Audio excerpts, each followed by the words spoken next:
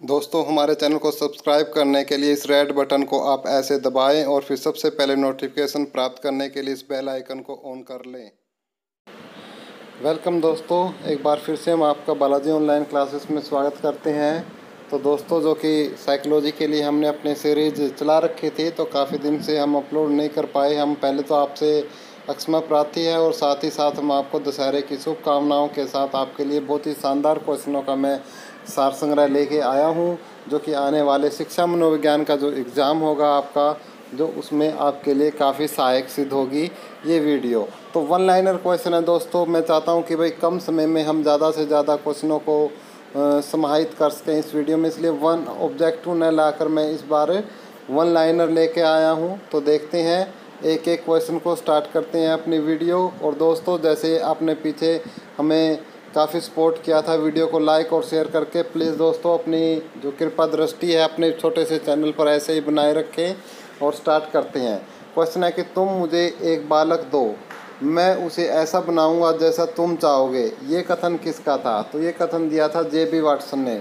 तो JB. Watson साहब ने बोला था कि भाई तुम मुझे बच्चा दो और मैं उसको वैसा बनाऊंगा जैसा तुम चाहोगे। तो ये किसने बोला था? जे.बी. वाटसन ने।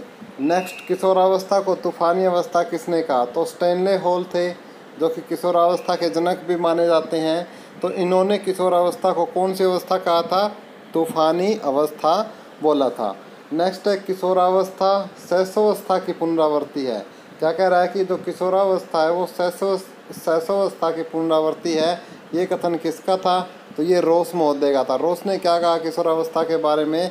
कि यह शैशवावस्था की पुनरावस्था है, पुनरावृत्ति कह सकते हो आप।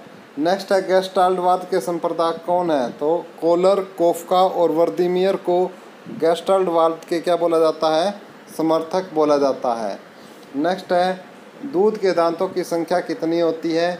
20 होती है। नेक्स्ट है, उत्तर प्रदेश बेसिक शिक्षा परियोजना कब से प्रभावी हुई?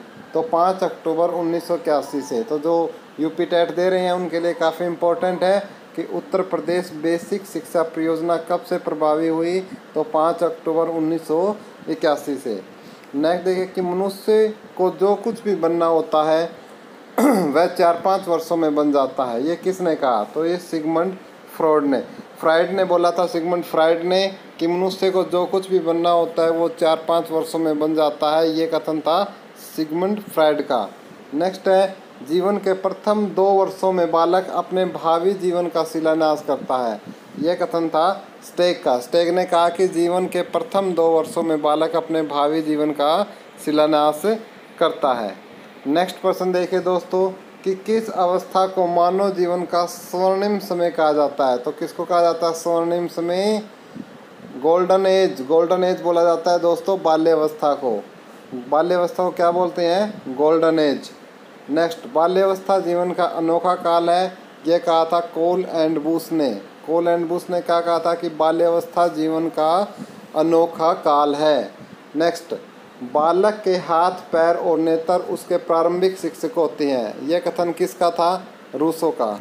बालक के हाथ, पैर और नेत्र उसके प्रारंभिक शिक्षक होते हैं। यह कथन किसने बोला था भाई? रूसो ने कहा था कि जो बालक के हाथ, पैर और उसके जो नेत्र हैं वो क्या होते हैं? उसके प्रारंभिक शिक्षक होते हैं। 20वीं सदी को बालक की सदी क्रो वैक्रो ने कहा। क्रो वैक्रो ने 20वीं सदी को क्या कहा? बालक की सदी। 20वीं सदी को बालक की सदी किसने कहा? क्रो एंड क्रो ने। नेक्स्ट है, सीखने का अनोखा काल किसको बोलते हैं? शैशव अवस्था को। सीखने का अनोखा, देखो दोस्तों 2 बात याद रखनी है। गोल्डन एज कहा जाता है बाल्यावस्था को, सीखने का अनोखा काल कहा जाता है आपका शैशवावस्था को। स्वर्णिम एज बाल्यावस्था को, सीखने का अनोखा काल शैशवावस्था को। दोनों याद रखोगे, काफ़ी इम्पोर्टेंट है। नेक्स्ट है, गिरोह या गैंग वाली अवस्था कहते हैं बाल्यावस्था को। गिरोह या गैंग वाली अवस्था किसको कहते हैं? बाल्यावस्था को गिरोह या गैंग वाली अवस्था बोला जाता है। नेक्स्ट है, बालक का मस्तिष्क कोरा स्लेट है। यह कथन था प्लेटो का। कोरी स्लेट किसने कहा भाई? दिमाग को कोरी स्लेट कहा प्लेटो ने। याद रखोगे, कोरी स्लेट से प्लेटो। नेक्स्ट है, बालक का मस्तिष्क कोरा कागज होता है और कोरा कागज़ कहा जॉन लॉक ने। देखो दो है डेफिनेशन है, दोनों को हमें एक साथ याद रखना है। मस्तिष्क के बारे में दो डेफिनेशन दी, एक तो प्लेटो ने दी और एक जॉन लॉक ने दी। मस्तिष्क के बारे में बात कर रहे हैं हम, दो डेफिनेशन दी, बिल्कुल एक जैसी दी दोनों ने, प्लेटो ने और जॉन लॉक ने। सिर्फ फ़र्क क्या था, प्लेटो ने कहा स्लेट, क्योंकि प्लेटो में लास्ट में ट आता है तो स्लेट से याद रखोगे। प्लेटो में ट आता है, स्लेट में भी क्या आता है, तो कोरी स्लेट किसने कहा, प्लेटो ने। और कोरा कागज़ कहा जॉन लॉक ने। कोरा कागज़ किसने कहा, जॉन लॉक ने। याद रखोगे मेरे मित्रों, काफ़ी इम्पोर्टेंट है। ठीक है, बालक का मन कोरा कागज़ और मन को कोरा कागज़। देखो अब मैं दो को इंटरलेट करूँगा, इन दो डेफिनेशनों को अब मैं इंटरलेट करूँगा। जब मैं इंटरलेट करूँगा मस्तिष्क के साथ, तो मस्तिष्क को कोरा कागज़ बोला जॉन लॉक ने और मन को कोरा कागज़ बोला किसने, रूसो ने। अब आपको पता लग जाएगा कि यहाँ मस्तिष्क को कोरा कागज़ किसने बोला, जॉन लॉक ने, और मन को कोरा कागज़ बोला किसने, रूसो ने। तो स्लेट किसकी रह गई, प्लेट की, यानी प्लेटो की। ठीक है, तो मस्तिष्क को कोरा प्लेट बोलने वाले थे प्लेटो, मस्तिष्क को कोरा कागज़ बोलने वाले थे जॉन लॉक, और मन को कोरा कागज़ बोलने वाले थे मन को रूसो ने बोला मन को। ठीक है दोस्तों, तो नेक्स्ट देखते हैं, स्वस्थ शरीर में ही स्वस्थ मस्तिष्क होता है, ये माना अरस्तु ने। अब अरस्तु से ये लगा सकते हो कि इनका संबंध बायोलॉजी से रहा है, तो ये स्वस्थ शरीर की बात करेंगे क्योंकि ये बायोलॉजी के प्रोफेसर रही हैं, तो इसलिए यहाँ से आप याद रखोगे ये शरीर को ही महत्व देंगे। तो स्वस्थ शरीर में स्वस्थ मस्तिष्क होता है, यह अरस्तु ने कहा। मनोविज्ञान के जनक अरस्तु को कहा जाता है। बाल मनोविज्ञान के जनक पेस्टालोजी को बोला जाता है, बाल मनोविज्ञान के। और शिक्षा मनोविज्ञान के जनक थॉर्नडाइक को बोला जाता है। अधिगम मनोविज्ञान के जनक एबिंगहॉस को बोला जाता है। आधुनिक मनोविज्ञान के जनक विलियम्स जेम्स को बोला जाता है। दोस्तों यहाँ से क्वेश्चन एक आता है एग्ज़ाम में, और बच्चे क्या करके आते हैं, गलत करके आते हैं। ये एक स्क्रीनशॉट ले लो इसको याद करने के लिए, और मैं एक बार फिर से आपको बड़े ही प्यार से इनको समझाने वाला हूँ। जैसे मैंने आपको 3 डेफिनेशन करी हैं क्लियर, प्लेटो की, रूसो की, और वो एक डेफिनेशन हमारी थी प्लेटो की, रूसो की, और एक डेफिनेशन किसकी थी, जॉन लॉक की। तो जो हमने वो किया है उसी प्रकार हम इनको भी क्लियर करने वाले हैं और आपके दिमाग में इनको सेट करने वाले हैं। जैसे प्लेटो से स्लेट, स्लेट में टैप, प्लेटो में तो कोरा मस्तिष्क को कोरी स्लेट बोला किसने, प्लेटो ने। जॉन लॉक ने मस्तिष्क को कोरा कागज़ बोला, और मन को कोरा कागज़ किसने बोला, रूसो ने। आपके दिमाग में उम्मीद करता हूँ ये सेट हो चुकी होगी। तो अब हम बात करते हैं मनोविज्ञान की, कि मनोविज्ञान के जनक अरस्तु को बोला जाता है, और अरस्तु ने ही कहा था कि स्वस्थ शरीर में ही स्वस्थ मस्तिष्क निवास हो सकता है या बन सकता है, वो भी अरस्तु ने बोला था। और मनोविज्ञान के जनक भी कौन है, अरस्तु है। पहला बोलो दोस्तों, पहला पॉइंट क्लियर हुआ कि मनोविज्ञान के जनक कौन है, अरस्तु है।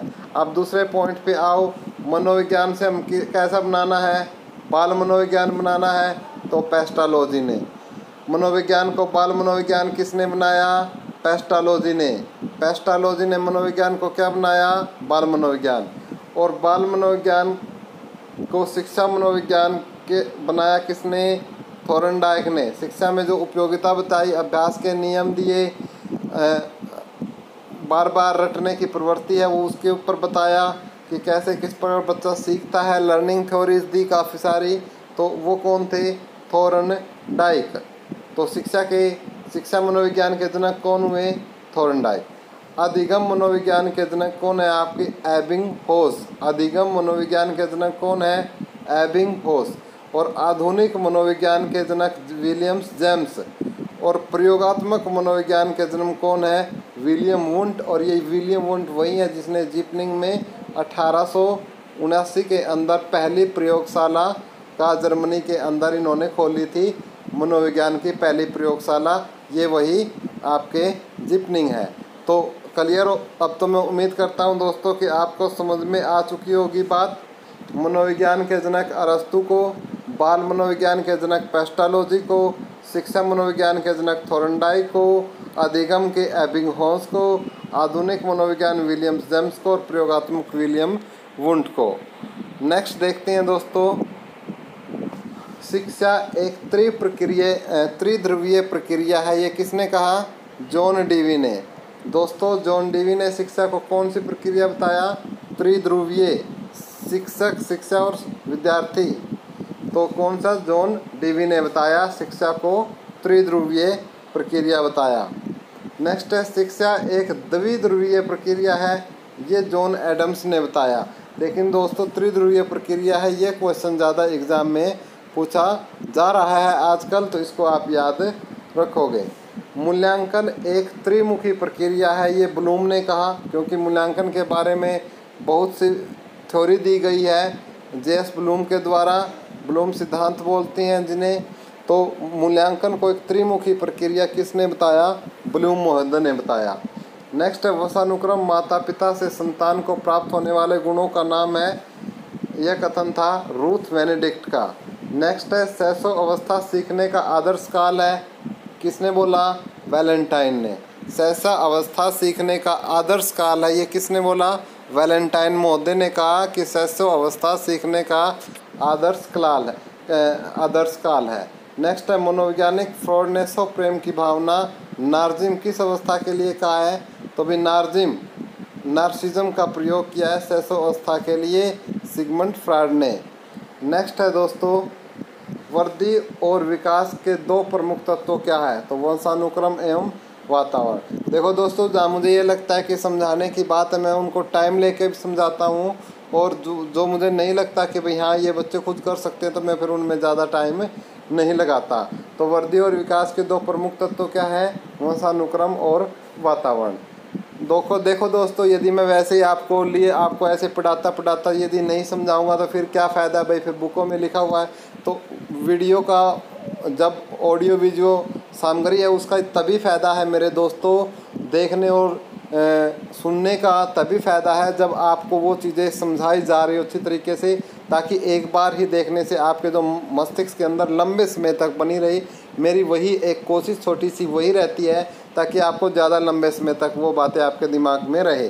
तो वाटसन के अनुसार मूल संवेग कौन कौन से हैं? बहुत इंपॉर्टेंट क्वेश्चन है दोस्तों, कई बार एग्जाम में पूछा गया है। भय, क्रोध और प्रेम। वाटसन के अनुसार मूल संवेग भय, क्रोध और प्रेम है। भय, क्रोध और प्रेम क्या है वाटसन के अनुसार? मूल संवेग। नेक्स्ट, शैशव अवस्था में पूर्ण मस्तिष्क का विकास कितने प्रतिशत हो जाता है? तो 90% शैशव अवस्था में हो जाता है।